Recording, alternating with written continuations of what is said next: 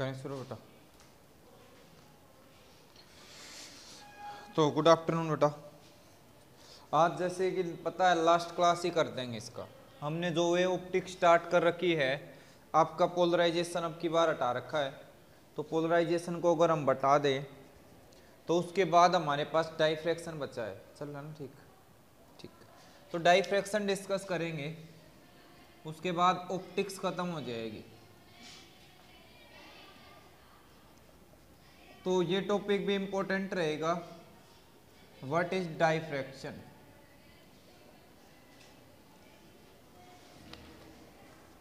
Sorry. कई बार अगर हम एक चीज देखते हैं,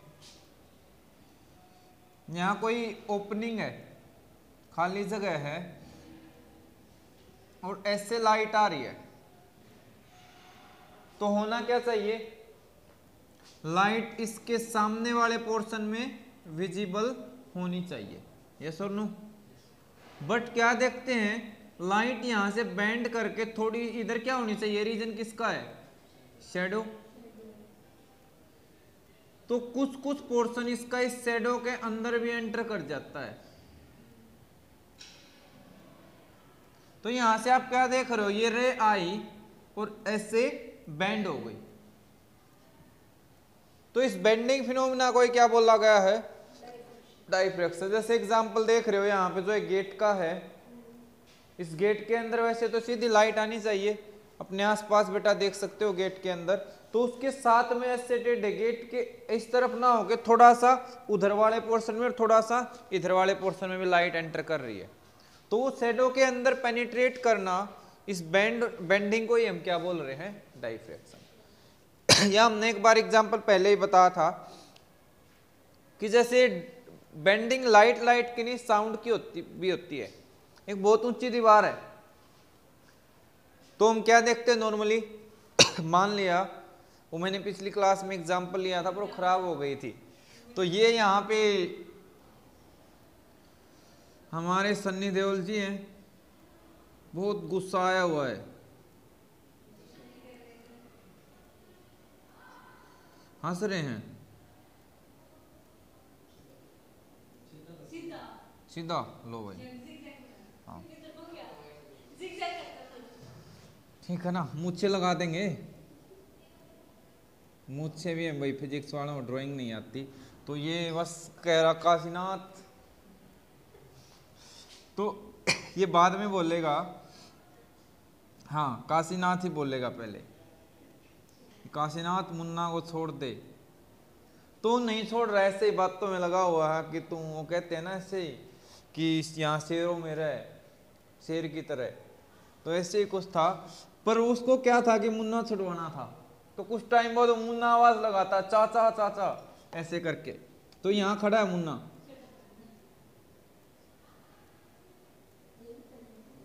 अब इसको भी रुलाओगे? लो लो भाई। तो ये इधर से बोलता है। तो अब देखो, ये इधर था और ये दीवार इसके हाइट से काफी बड़ी है, तो इसको सुनाई कैसे दे रहा है? क्योंकि जहां पे जो इसकी साउंड निकली वो ऐसे बैंड होके इधर पहुंची। तो ये भी क्या है? डाइफ्रैक्शन ही है, क्योंकि यहां से तो नहीं पहुंच पाती आगे, तो ये दीवार से रुक जाती पर ऊपर से बैंड होके पहुंच जाती है। अब इसको पता चल गया, फिर तो क्या है, दो चार घुसंड देगा और मुन्ना को ले जाएगा। तो ये ध्यान रख लेना। तो डाइफ्रैक्शन समझ आया बेसिकली? तो डेफिनेशन लिख लेते हैं एक बारी।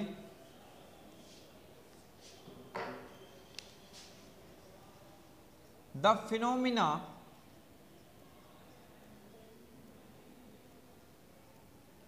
Of bending of light, bending of A light, कहां? ये इसके कॉर्नर्स है ना, एक कई बार ऐसे भी देखने को मिल जाएगा, अगर बीच में ऑब्स्टेकल है तो उसके अंदर से पास नहीं होगा। लाइट को कहां जाना था? ऐसे जाती या ऐसे जाती। इधर क्या है उसकी, इसकी शैडो इधर बनेगी। अब इसमें यहाँ रुकावट है, यहाँ ओपनिंग है, तो इस ओपनिंग को हम एपर्चर बोलते हैं। क्या बोलते हैं? तो एपर्चर के अंदर से एंटर कर जाएगी, तो इसमें इधर शैडो बन रही है, तो ये यहां से थोड़ा सा इस पोर्शन के अंदर भी एंटर होगी, यहां से ऐसे इस तरफ शैडो के अंदर मिलेगी, और इधर भी इतनी शैडो के अंदर ये एंटर मिलेगी। ठीक है, तो ऑब्स्टेकल में ऐसा होगा। तो phenomena bending of light around the corners of obstacle या एपर्चर, उसको हम क्या बोल लेंगे? डाइफ्रैक्शन। कहीं कल वाला काम तो नहीं हो रहा है? नहीं, ठीक है। क्लियर होगा? इसको शैडो भी बोल देते हैं और जियो मेट्रिकल शैडो भी बोल दिया जाता है। तो आपसे पूछे तो एग्जाम्पल रहेंगे। उसके बाद इस बेंडिंग से होता क्या है? Due to it light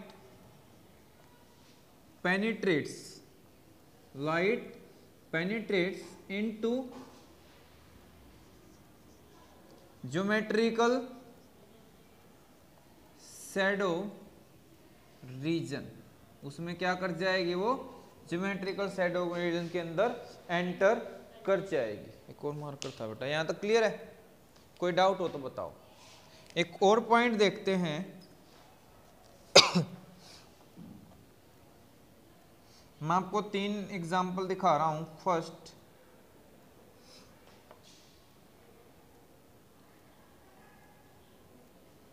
second,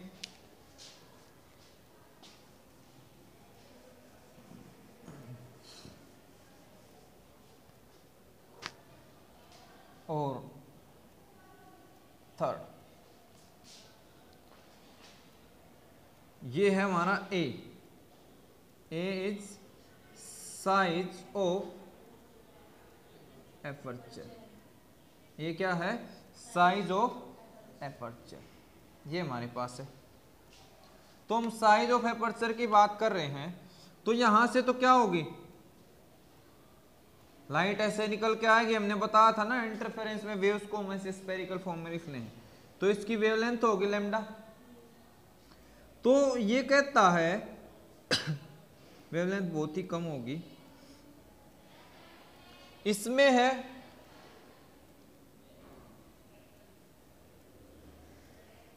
ये पैटर्न रहेगा,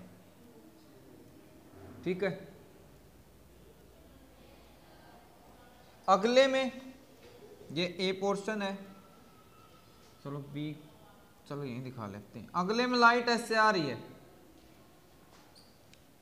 तो अगले वाले में इससे थोड़ा सा वाइडर डाइफ्रैक्शन ज्यादा होगा, और ज्यादा देखो इसमें तो यहां से इतने रीजन में जा रही थी, इसमें यहां से क्या होगा? इतने रीजन में जा रही है, ठीक है ना। तीसरे वाले में अगर ऐसे ही यहां पे लाइट आई तो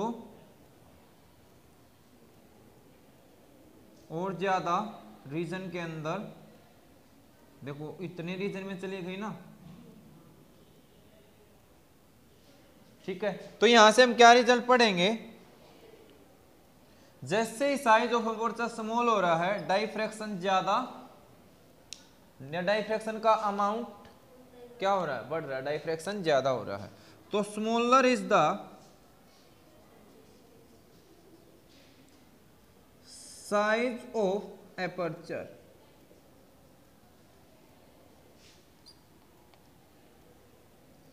लार्जर, या आप ऐसे बोलोगे मोर, और एक यहां पे वर्ड यूज करते हैं ज्यादा दिखाने को, प्रोनाउंस्ड। प्रोनाउंस का मतलब ज्यादा दिखना, मोर प्रोनाउंस होगा, ज्यादा अपीयर होगा। Will be the diffraction. Clear है? तो कोई डाउट हो तो बताओ। चले नेक्स्ट, ठीक है। तो इस यूनिट का लास्ट टॉपिक बचा है, ये छोटे क्वेश्चंस में आ सकता है, और जब हम जो डिस्कस करेंगे वो हमारा बिग क्वेश्चन रहेगा, 5 मार्क्स में बन सकता है।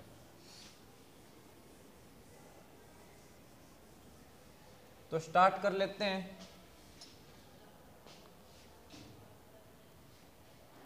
डाइफ्रैक्शन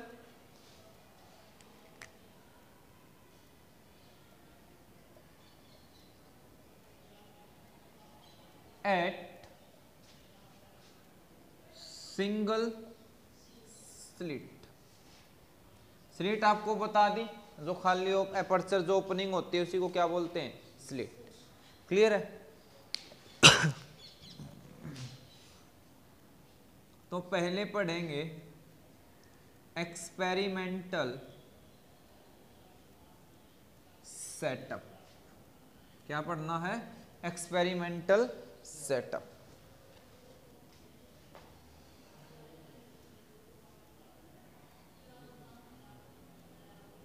एक लेंस लेंगे जिसको हम बोल लेंगे कोलिमेटिंग लेंस,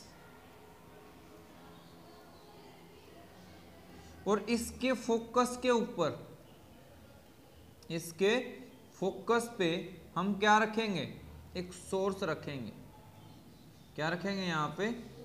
सोर्स। ऐसा हमारा सोर्स रहेगा। अब लाइट की रेज है, ऐसे आएंगे, ये क्या हो जाएंगे, पैरेलल। तो इसका काम क्या है, जो रेज डाइवर्ज हो रही थी उनको कोलिमेट करना, एक सिंगल डायरेक्शन में भेजना, एक पर्टिकुलर डायरेक्शन में सीधा भेजना। कोई इधर भाग रही थी, कोई इधर, उनको कहता डंडे से ही सीधे हो जाओ, ठीक है ना, जैसे डिप्टी सर करते हैं बच्चों को, लाइन में सीधे हो जाओ भाई। तो ऐसा कुछ काम था इसका। तो यहां से वेव फ्रंट कैसा हो गया, प्लेन वेव। कौन सा दिख रहा है ये? फिर दिख नहीं रहा शक्ल। कन्वेक्सी तो ऐसा होता है जिसके फोकस पे रखा हो पैरेलल बना देता है। तो फिर हम इसको ये भी कह सकते हैं कोलिमेटिंग लेंस और कन्वेक्स लेंस में। कोलिमेटिंग लेंस की सेंस जो होती है, जो रेज को कोलिमेट करे, यानी रेज को एक सीधी डायरेक्शन में भेजे, जो यहाँ पे हमें कन्वेक्स लेंस यूज करते हैं। तो कोलिमेटिंग का मतलब आपको समझना, जो रेज को एक पर्टिकुलर डायरेक्शन में भेजे उसको कोलिमेट करना बोलते हैं। क्लियर होगा? तो यहाँ पे ये जो वेव फ्रंट गया ये कैसा है, प्लेन वेव फ्रंट। अब यहां ले लिया हमने एपर्चर, इसका साइज कितना है, ए यहां क्या लिया, एपर्चर, ठीक है। तो आगे कुछ डिस्टेंस पे लेंगे हम स्क्रीन। क्या लेने वाले हैं, वो स्क्रीन पे देखेंगे। यहाँ पे हम देखेंगे, यहाँ पे भी पैटर्न मिलेगा अल्टरनेट डार्क और ब्राइट फ्रिंजेस का, तो उसको हम स्टडी करेंगे। क्लियर है? अब एक चीज समझना, ये तीनों रे अगर सीधी जाती तो क्या एक पॉइंट पे मिलती, सीधी जाएंगी तो सीधी निकलेंगी। तो उसको मिलाने के लिए, पैटर्न ऑब्टेन करने के लिए यहाँ पे हमने एक और लेंस ले लिया L2, जो इन रेज को क्या करेगा, एक पॉइंट पे इकट्ठा करेगा। ठीक है, चलें आगे। अब पढ़ते हैं, इसको आगे स्टडी करेंगे। यहां देखेंगे कि जो इसके बिल्कुल सामने जो पॉइंट आ रहा है, इस पे क्या मिलेगा। क्लियर है? तो ये इन रेज को क्या कर देगा, ये तो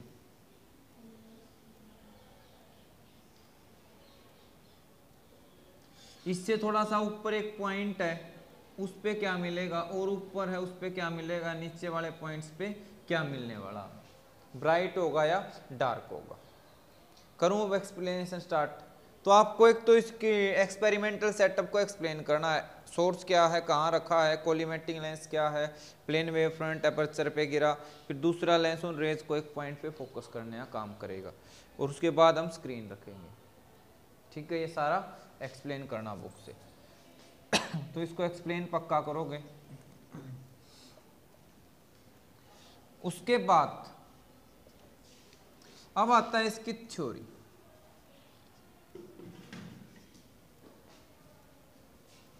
थ्योरी के अंदर हम पढ़ने वाले हैं एट पॉइंट ओ पॉइंट पे हम क्या देख रहे हैं, कोई पाथ डिफरेंस है।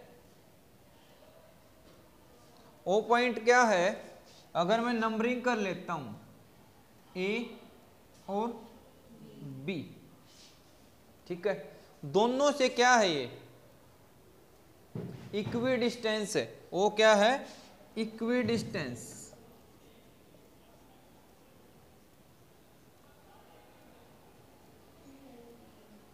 ठीक है, तो पाथ डिफरेंस क्या हुआ 0, और यहां पे रेस यूं को यूं सीधी जाके एक दूसरे से क्या होंगी, इंटरफेयर कर जाएंगी और कंस्ट्रक्टिव वे में करेंगे। क्या करेंगे, कंस्ट्रक्टिव वे में।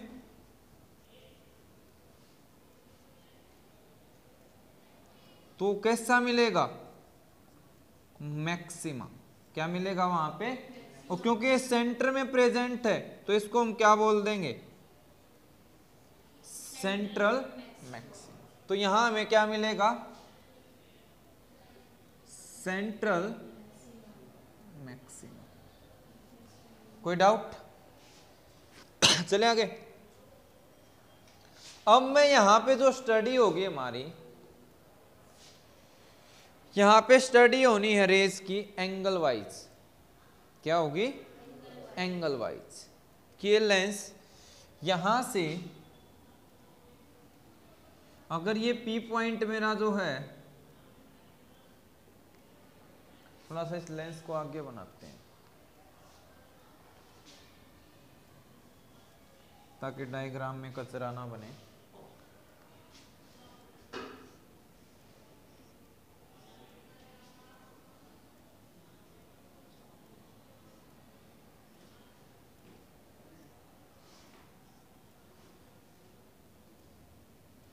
ठीक है, अब मैं जो रे वेव फ्रंट है, मान लिया वो यहां से थीटा एंगल पे जा रहा है, कितने पे, या इस थीटा को बाद में देखेंगे। ये रेज जो है यहां से वो ऐसे होते हुए पी पॉइंट तक जो है थीटा एंगल पे जा रहे, पी पॉइंट यहां कंसीडर कर लिया। तो ये वाली रे भी ऐसे चलेंगी, और यहां से भी क्या है, सेंटर से ही चलाओ, यहां से भी क्या है ऐसे चलेंगी, और ये वाली यहां से चला ली। ठीक है, अब ये यहां से ऐसे चली तो ये क्या होंगी, इस पॉइंट पे तो फोकस होंगे आगे, यस और नो। पर मुझे एक चीज बताओ, क्या एक रे यहां से यहां और यहां चल के गई, यहां से यहां और यहां से यहां, और एक ये यहां से यहां और यहां से यहां, क्या इनके पाथ सेम है या कम ज्यादा है, डिफरेंट है। किसका ज्यादा है, नीचे वाली की लेंथ आप लोगों को इस लेंथ से ये वाली लेंथ ज्यादा दिख रही होगी, क्लियर है, ये वाली लेंथ क्या है, ज्यादा दिख रही होगी। और कितनी ज्यादा दिख रही होगी, अगर इससे आगे वाले पोर्शन की हम बात कर लें फिर क्या है, सेम, फिर क्या ऑलमोस्ट सेम। तो कितनी ज्यादा है, तो दोनों रेज के पाथ में डिफरेंस कितना है, 4.0। इसको रब कर दूं मैं, वो पॉइंट को, चीज समझ गए ना ये।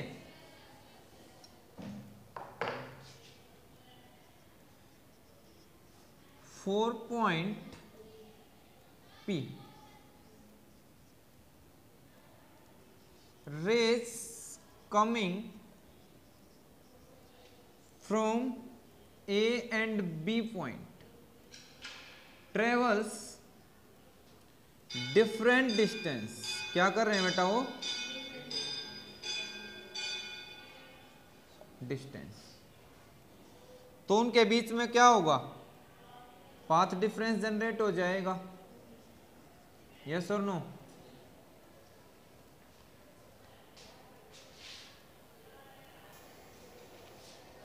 ठीक है, पाथ डिफरेंस क्या हो रहा है, कितना।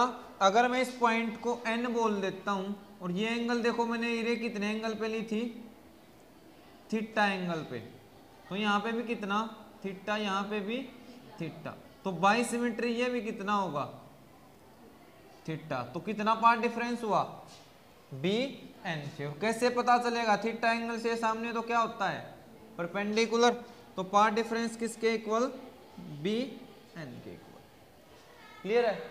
अब इस ट्रायंगल में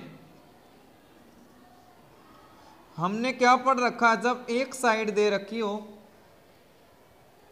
और एक एंगल गिवन हो, कौन सी साइड दे रखी है, ये वाली पता है ना कितनी है, ये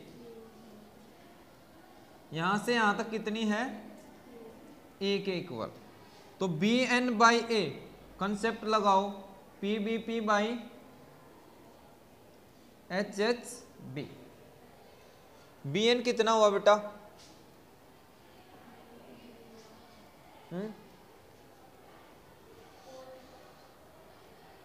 ध्यान दे दो क्या है, B N base perpendicular hypotenuse को मत देखो, जो मैंने कंसेप्ट बता रखा वो देखो, तुम्हारा बक्कल उतारने वाला हूं कभी।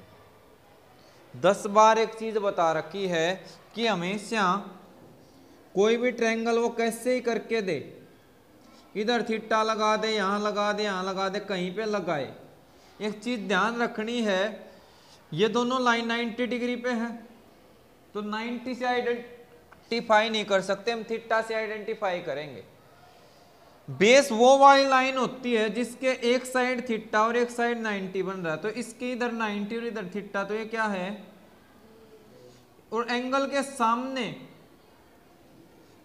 सामने और उसकी एक कोने पर 90 बनता होगा, वो क्या होता है, तो तीसरा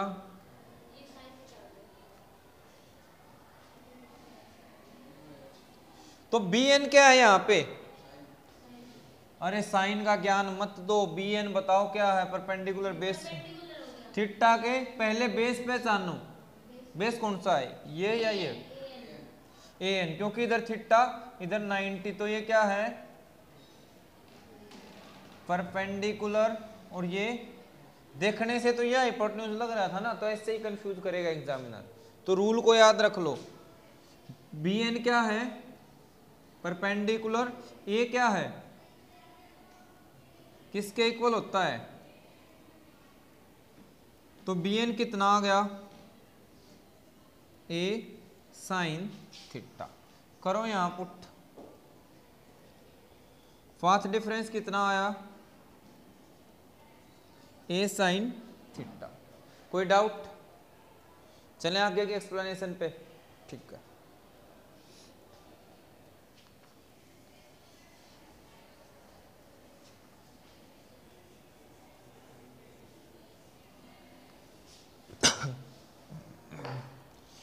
अब आगे हमने एक चीज पढ़ी थी, हाइगन्स प्रिंसिपल पढ़ा था ना, यस और नो। ये क्या कहता है कि ये वाला वेव फ्रंट जब इस पे गिरेगा तो इस पे जितने भी पॉइंट हैं वो न्यू सोर्स ऑफ एनर्जी का काम करेंगे, पढ़ा था ना, ठीक है। अब यहां पे एक बड़ी रोचक चीज है, बड़ी इंटरेस्टिंग चीज समझने की है। अगर हम ये मान के चलें पाथ डिफरेंस एन लैम्डा है, वेवलेंथ का एन टाइम हो गया, या उसको छोड़ो सिंपली लैम्डा हो गया, पहले दोनों रेज के बीच में पाथ डिफरेंस क्या है, rays from A and B is lambda, इतना है, तो क्या होगा, देखो दोनों में एक फर्क होता है, दोनों में बेसिक सा, जो हमने इंटरफेरेंस पढ़ा था तो उसमें तो S1 से और S2 से लाइट आके कंबाइंड हो रही थी, इसमें क्या होना है, एक ही वेव फ्रंट है, दो हिस्सों में बट जाएगा, ऊपर वाले हिस्से की और नीचे वाले हिस्से की लाइट कंबाइन हो रही है। ऊपर वाले की ओर दूसरे की एक दूसरे के साथ मिक्स होती है और ये अलग अलग। तो एक टाइप से पूछा जाए डाइफ्रैक्शन भी क्या है, स्पेशल केस ऑफ इंटरफेरेंस होता है। क्यों होता है? रे तो यहां पे मिल रही है ना, जो लोअर से आई और जो अपर से आई। क्लियर हो गया? कोई बात डाउट हो तो बताओ। चलूं हम अगली बात पे। अब आपको एक ध्यान रखना है,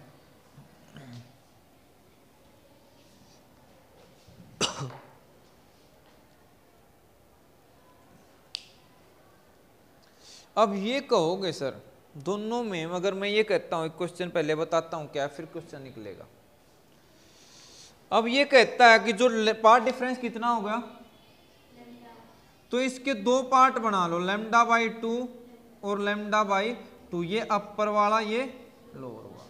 तो नीचे की रे नीचे वाले की और ऊपर वाले की एक दूसरे को क्या कर देंगे, कैंसल आउट कर देंगे। दोनों इस तरीके से मिक्स होंगे कि एक दूसरे की इंटेंसिटी को क्या कर देंगे, कैंसल आउट कर देंगे। तो वहां पे आपको क्या मिलेगा, मिनिमा या मैक्सिमा, मिनिमा। क्या मिलेगा, किस पे, लैम्डा पे। क्लियर है? आगे चले। अगर पाथ डिफरेंस 2 लैम्डा हो जाए तो लैम्डा बाई 2 के कितने पोर्शन बन जाएंगे, ये दोनों एक दूसरे को कैंसिल आउट कर देंगे, ये दोनों एक दूसरे के इफेक्ट को। समझ रहे हो चीजों को? थ्योरी से अच्छे से पढ़ना है, कंसेप्ट आपको डीपली एक्सप्लेन कर रहा हूं। तीसरा 3 लैम्डा हो गए तो 6 बन जाएंगे पेयर लैम्डा बाई 2 के, और दो दो पेयर करके क्या करते जाएंगे, कैंसिल। ये आपका क्या होगा, फर्स्ट मैक्सिमा किस पे, सॉरी फर्स्ट मिनिमा लैम्डा पे, इस पे सेकंड मिनिमा और इस पे थर्ड मिनिमा, और चलता चला जाएगा। क्लियर है? अब बात यह आ जाए कि अगर पाथ डिफरेंस हमारा लैम्डा बाई 2 है, हो सकता है पूरा वेव लैम्डा से स्टार्ट कर रहे हैं तो लैम्डा बाई 2 को कंसीडर नहीं कर रहे हम, ठीक है, कहां से करें, या चलो लैम्डा बाई 2 है तब भी कोई दिक्कत नहीं है, मान लेते हैं, पर कम से कम एक वेव का तो जनरेट होगा। तो लैम्डा बाई 2 पे क्या मिलेगा, 3 लैम्डा बाई 2 से समझ लो, इवन से पढ़ते थे ना, इवन मल्टीप्लो। तो बताओ 3 पोर्शन बनेंगे, 2 की कैंसल आउट हो गई, तीसरे की बचेगी, तो लाइट मिलेगी, पर पहले से क्या पूरी मैक्सिमम हो गया, उससे कम इंटेंसिटी की होगी। तो मिलेगा मतलब लाइट मिल रही है तो क्या दिखा रहा है, ब्राइट, ठीक है, और ब्राइट विद लेस इंटेंसिटी। और पहले तो सेंट्रल तो मिल ही गया, तो ये क्या होगा, फर्स्ट सेकेंडरी, कौन सा होगा ये, फर्स्ट सेकेंडरी मैक्सिमा ही बोला जाएगा ये, क्योंकि ब्राइट है तो इसको भी क्या बोल लेंगे, मैक्सिमम।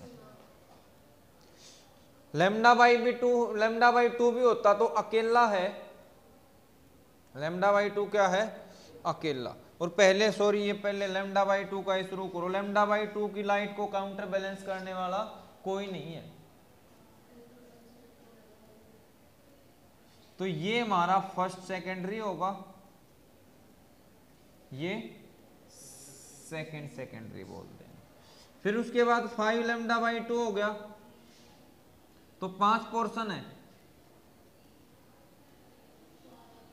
ये भी कैंसल आउट, जस्ट इसका बचेगा। पर इसकी इंटेंसिटी और कम, इंटेंसिटी कम क्यों, और एक बार अगर मैं जस्ट अपनी तरफ से एग्जांपल लेके चलूं तो सोच के देखो। पहले वाले में 3 पार्ट बने, टोटल मान लिया मैंने 100%, तो कितना हुआ,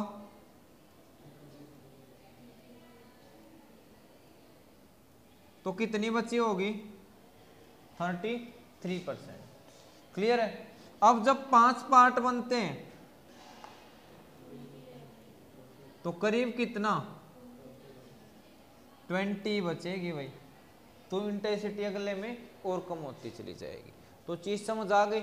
तो हम यहाँ पे क्या देख रहे हैं कि जब मैक्सिमम किसके मल्टीप्लाई हैं, इधर तो लैम्डा 2 लैम्डा 3 लैम्डा, तो यहां से मैं सम अप कर देता हूं पाथ डिफरेंस ए साइन थीटा जब किसके इक्वल आ जाए एन लैम्डा के, तो क्या होगा,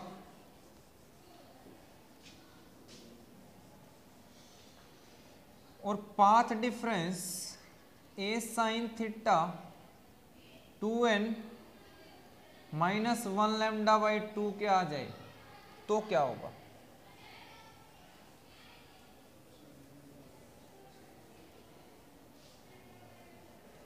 अब मुझे एक चीज यहां से ध्यान से बता देना भाई, नहीं आपको आप कंफ्यूज करेगा ऑप्शनल क्वेश्चन में। इस एन लैम्डा के लिए यहां क्या मिल रहा है, इसमें लैम्डा बाई 2 के कैंसल आउट कर रहे हैं, मिनिमा मिल रहा है। क्या मिल रहा है, और इस पे क्या मिल रहा है, मैक्सिमा। ये चीज बहुत ही ध्यान देने की है, ये क्या है, ध्यान देने की चीज है, मैक्सिमा। पीछे वाले में क्या हो रहा था, इंटरफेरेंस जब पड़ा एन लैम्डा में क्या मिलता था, मैक्सिमा, और उस पे मिनिमा। तो यहां एक बड़ी सी लाइन लिख लेना, रिवर्स ऑफ इंटरफेरेंस रिजल्ट, ये इतने से भी काम चल जाएगा, ठीक है। रिवर्स ऑफ इंटरफेरेंस, क्लियर है। अब यहां से पोजीशन बतानी है, तो सारा काम एंगल में कर रहे हैं, तो एन ले लिया तो मैं थीटा को किससे रिप्रेजेंट कर दूं, थीटा एन से।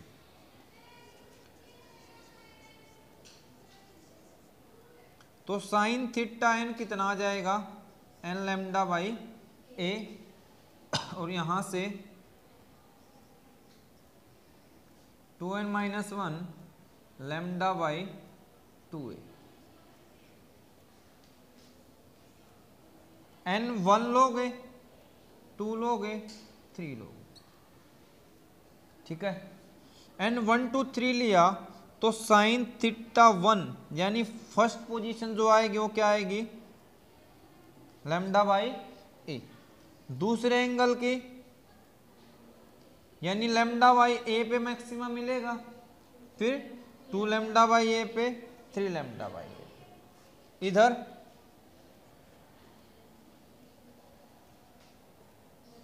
एन कहां से नेगेटिव लिया है तो 1 से शुरू करेंगे, ठीक है। तो बताओ भाई,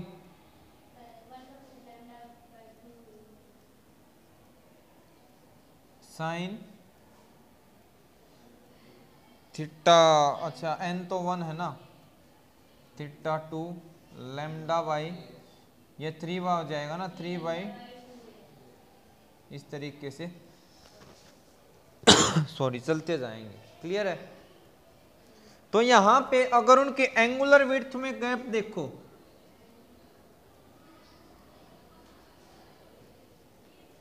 फ्रिंजेस की जो एंगुलर विड्थ है, तो 2 लैम्डा बाई ए में से लैम्डा बाई ए घटाओ कितना आएगा, और इधर से 3/2 में 7/2 घटाओगे कितना आएगा, लैम्डा बाई ए। तो इसी फैक्टर को क्या बोला गया है, इसकी एंगुलर विड्थ। क्या बोला गया बेटा, एंगुलर विड्थ, क्लियर है। तो यहां से अगर रेशियो भी निकालना चाहो वो भी निकल सकता है।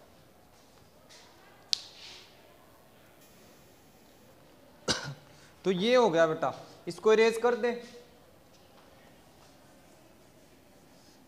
तो ये हमने मैक्सिमा देखा, मिनिमा किस पोजीशन में मिलेगा, एक्सप्लेन हुआ था आइगन प्रिंसिपल से, ये सारी चीजें हमने पढ़ ली।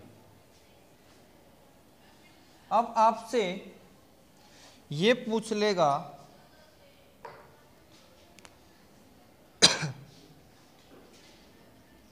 Angular width of fringes. अभी मैंने बताया था कि जो ये लैम्डा बाई ए फैक्टर है वो क्या होता है, एंगुलर विड्थ। तो एक बार शुरू करते हैं, अगर एक्सप्रेशन पूछे तो हमने क्या पढ़ा था, A sine theta N is equal to N lambda. तो यहां से किसका रेशियो बताया था, लैम्डा बाई ए, ऐसे कर लो, sine theta N by N lambda by, lambda by A किसके इक्वल आया, साइन थीटा अपॉन एन। इस एन को बेटा दो यहां पर, क्लियर हो गया। ये क्या है, एंगुलर विड्थ। ये रे कि n1 रखेंगे तो फर्स्ट की आ जाएगी, 2 रखेंगे तो सेकंड की, 3 आ जाएंगे तो थर्ड की। तो यहां पे पूछेगा angular width of central fringe, किसकी, सेंट्रल फ्रिंज की। तो सेंट्रल के लिए n कितना होगा, 1, तो लैम्डा बाई ए कितना आ जाएगा,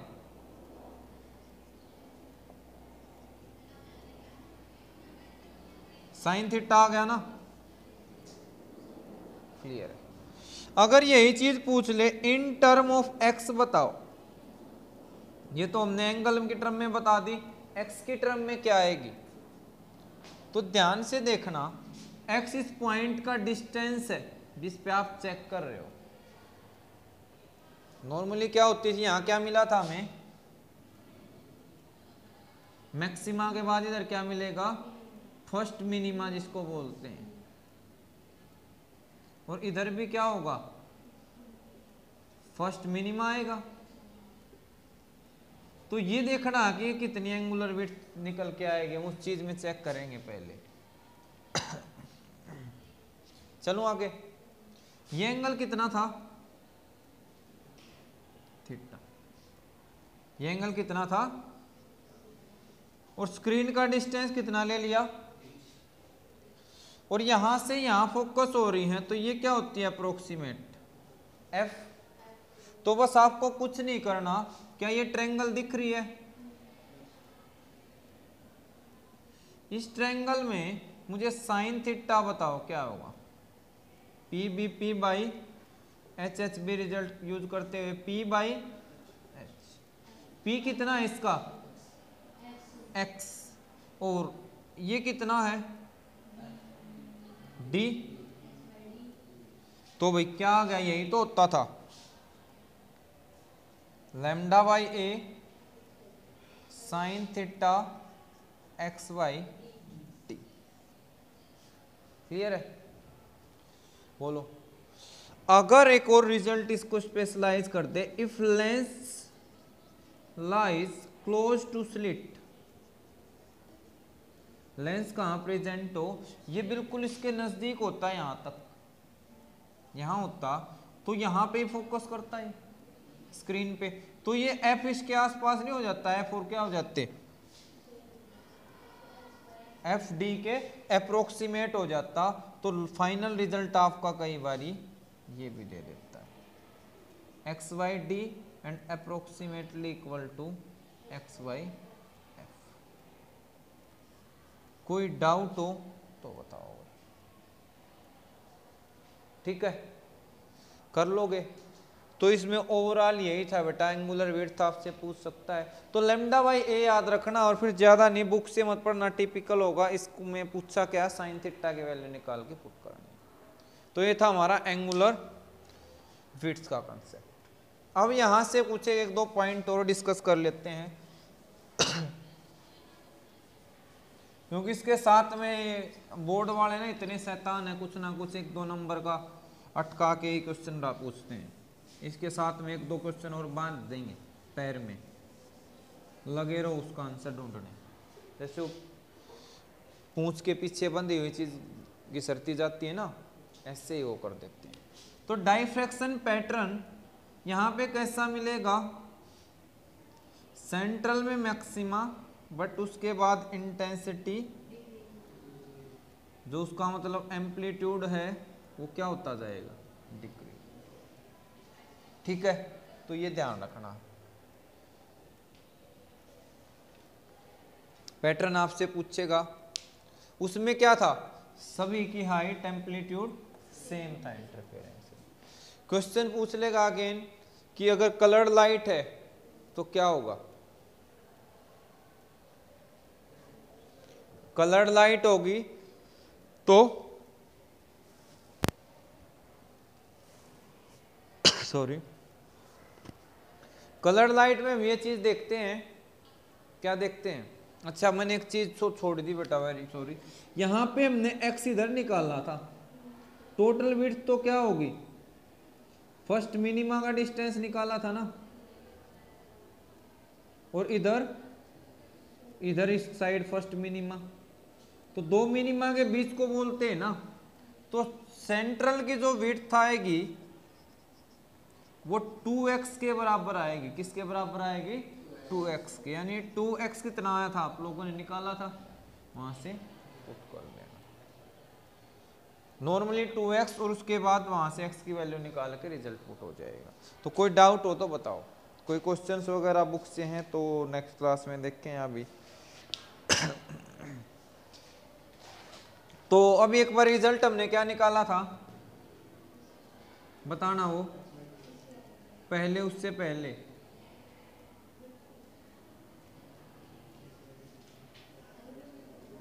x D theta A sine theta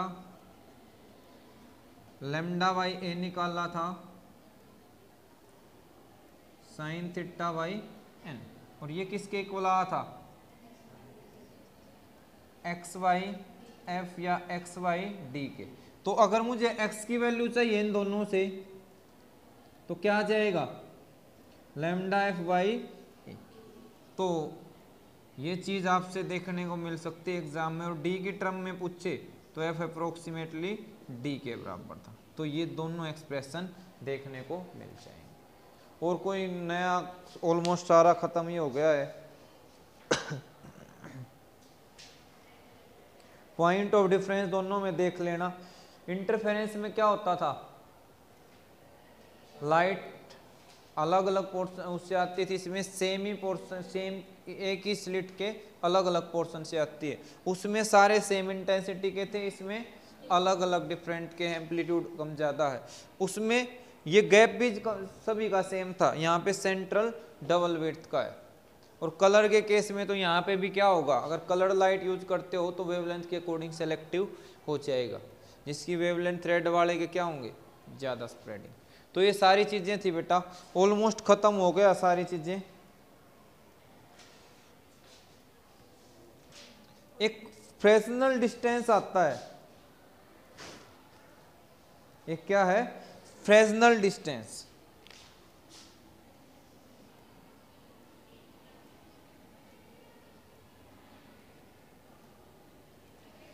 Z और F4, Z for distance, F for Fresnel. कुछ नहीं है, सिंपल सी चीज है, ए स्क्वायर बाई लैम्डा। समझते हैं एक बार क्या होगा, अगर बीच में एक स्लिट आ गई जिसकी विड्थ है ए, और जो लाइट डालनी है उसकी वेवलेंथ कितनी है, लैम्डा। तो ये स्लिट से गुजरने से इतने डिस्टेंस तक, ZF डिस्टेंस तक ये सीधी चलेगी, इसमें बेंडिंग फील नहीं होगी, उसके बाद बेंडिंग नोटिस होगी। उस डिस्टेंस के बाद ही इसमें बेंडिंग को आप नोटिस कर पाते हो, उससे पहले वो आपको होगी तो बट उसको हम ऑब्जर्व नहीं कर पाते। अब उसका रीजन है, पूछेगा क्यों, क्योंकि यहाँ पे वो आपसे पूछेगा जो हमारी आई है वो भी तो कैपेसिटर है, उसके अंदर से भी तो लाइट ही होगी, तो उसका डायमीटर यहाँ देगा, जो स्लिट का न्यूमेरिकल मिलेगा, वेवलेंथ ऑफ लाइट देगा, और ये अप्रोक्स निकल के आएगा 1.67 मीटर। तो कोई भी रे मुझे 1.67 मीटर से पहले कम डिस्टेंस पे इतनी इफेक्टिवली डाइफ्रैक्ट होती नहीं दिखाई देगी, उससे ज़्यादा पे आपको थोड़ी सी बेंडिंग फील होनी शुरू हो जाएगी। तो ये भी देख लेना, पूछ सकता है फ्रेस्नेल डिस्टेंस का फॉर्मूला होता क्या है। तो बेटा आप लोगों का जो ऑप्टिक्स है आज फाइनली ख़त्म हो गया है। एक दो क्लास इसके न्यूमेरिकल्स की लेंगे, क्योंकि न्यूमेरिकल के बगैर तो सब अधूरा अधूरा है। और पेपर देखोगे तो फिर वो सॉन्ग गाओगे, जग सूना सूना लागे, पेपर ही सूना सूना लगेगा छोरी के बिना। ठीक है, छोरी दिखेगी नहीं, न्यूमेरिकली होंगे, वो आते नहीं होंगे फिर, और फिर बहुत रोना रोना रोना आए, है ना, ऐसा भी होगा। तो अच्छे से पढ़ लेना, अभी अच्छा टाइम है, एग्ज़ाम आ जाएंगे जल्दी, वो तो आने ही है, क्या बात करते हो, तो सराएंगे। तो उसको तो कोरोना ही नहीं रोक पाया, है ना। सोच रहे थे सब कुछ रुक गया, देश रुक गया था, पर एग्ज़ाम नहीं रुके। एग्ज़ाम होते थे पर वो समय पहले नहीं होते थे। उस व्यक्ति का नाम मुझे ध्यान नहीं आ रहा, उस टाइम पे हम भी उससे वो करते थे, पर अब होते हैं और शायद आगे होते ही रहेंगे। हाँ, एग्ज़ाम का नज़रिया लेने का अलग हो जाता है, बाकी हम डरते भी गलत है एग्ज़ाम से। इतना फोबिया हमारे, हमने कितना सीखा कितना नहीं सीखा उसको चेक करने के लिए होते हैं। बस शायद ये ज़्यादा मजाक हो गया ना एग्ज़ाम और इतनी सीरियस बात। तो मिलते हैं बेटा नेक्स्ट क्लास में, तब तक के लिए thank you, bye bye, take care, be happy.